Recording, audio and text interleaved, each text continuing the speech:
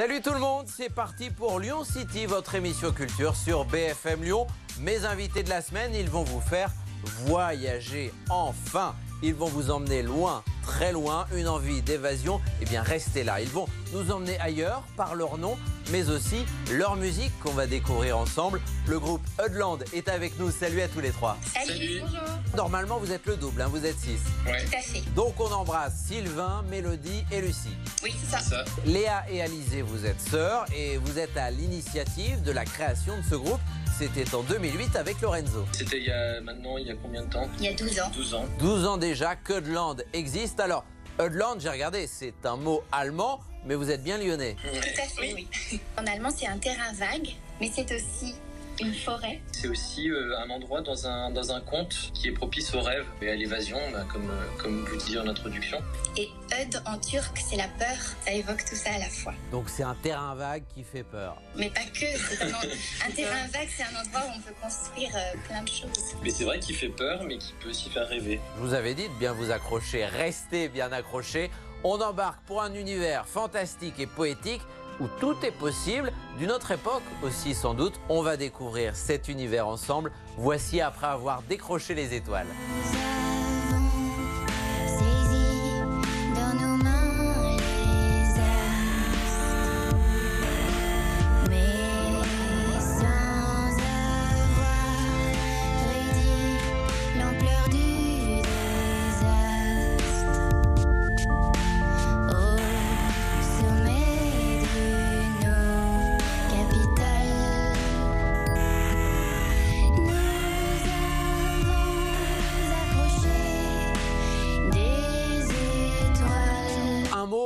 Tout de suite lorsque je vois ce clip et écoute cette musique, c'est psychédélique.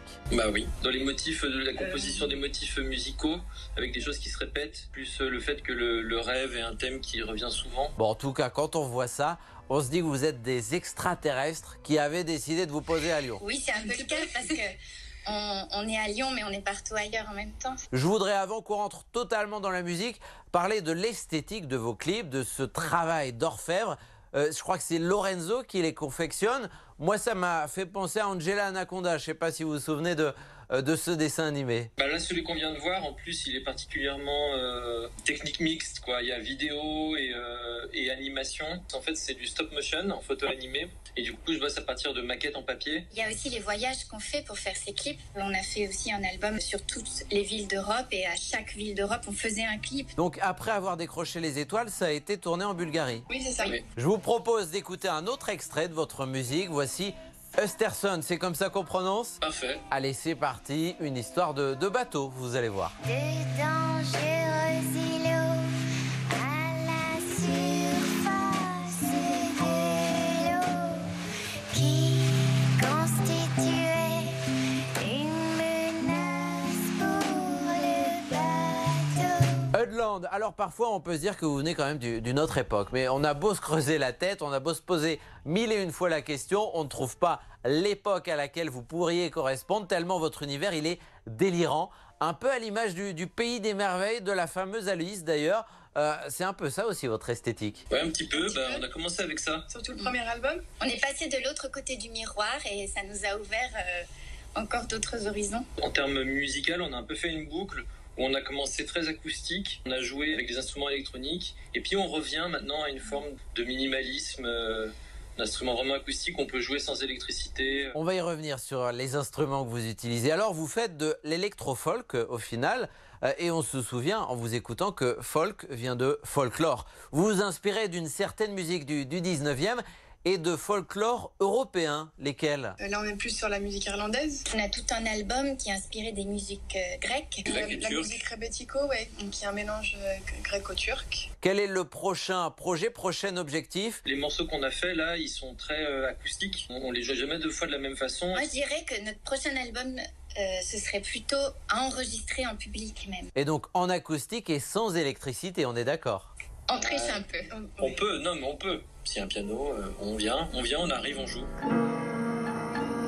Comète s'écrase contre le bitume dans les trottoirs vermoulus, dans les trottoirs vermoulus.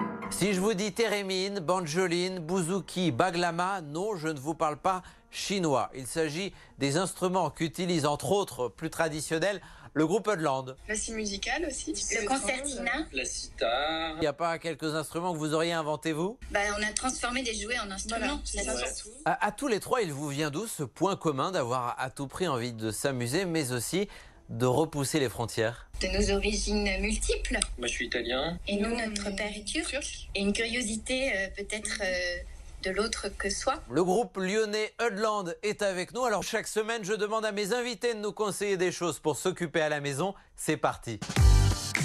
Et on démarre avec un livre, Les Petits de Marion Fayolle, un recueil de poèmes sur la complexité de devenir parent et l'arrivée d'un nouveau-né. Un livre d'illustration merveilleux. Comment on peut être envahi par son enfant. Parce que les petits, ils sont très grands. Oui, les petits sont énormes dans le livre. Mais je vous dis pas tout, c'est très joli.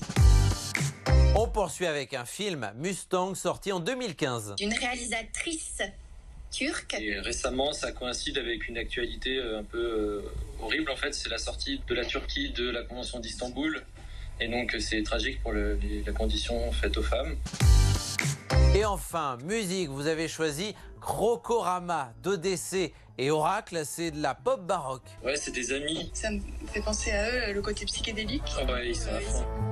Les populations reprendront leur droit. Allez, à présent, je vous emmène faire un tour au parc de la Tête d'Or. Bonjour Adrien. Bonjour. Vous êtes le président de l'association Autour du Piano d'Or qui installe chaque année un piano en libre service sous le kiosque du parc, 7 jours sur 7. Dès maintenant et jusqu'au mois de novembre, on peut venir jouer en totale liberté et c'est tant mieux.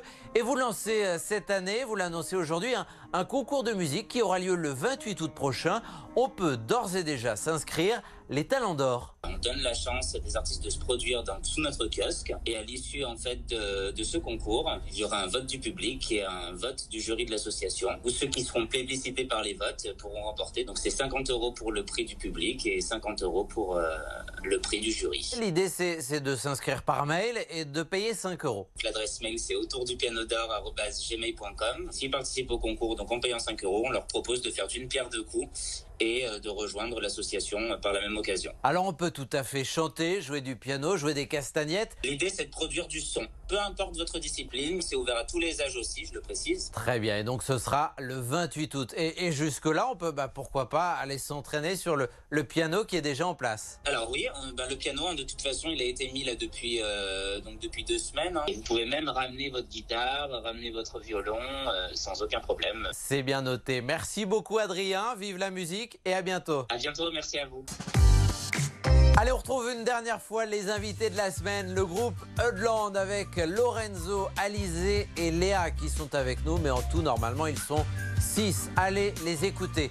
Qu'est-ce que vous écririez sur une carte postale de confiné? Monsieur le Président, nous survivrons malgré votre mépris. Pas mal. Eh bien, merci à tous les trois et à bientôt. Merci beaucoup. Au revoir, à bientôt. Salut tout le monde et à la semaine prochaine.